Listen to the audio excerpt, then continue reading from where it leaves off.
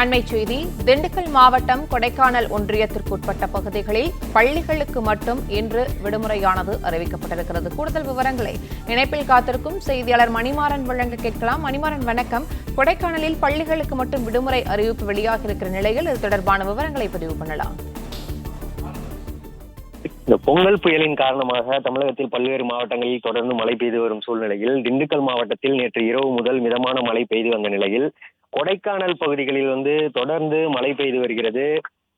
பொதுமக்கள் அன்றாட நிலையில் அவங்க நார்மலா வெளியே செல்ல முடியாத சூழ்நிலையில் தற்போது கனமழை காரணமாக கொடைக்கானல் ஒன்றியத்துக்குட்பட்ட அரசு உதவி பெறும் பள்ளிகளுக்கு மட்டும் தனியார் பள்ளிகளுக்கு மட்டும் இன்று ஒரு நாளைக்கு விடுமுறை அறிவித்து திண்டுக்கல் மாவட்ட ஆட்சியர் பூங்கொடி அறிவிப்பை வெளியிட்டுள்ளார். தற்போது மேலும் வேறு தாலுகாக்களுக்கு லேசான மழை இருப்பதால் பள்ளிகள் செயல்படும் என்று அறிவிப்பு வெளியிடப்பட்டுள்ளது.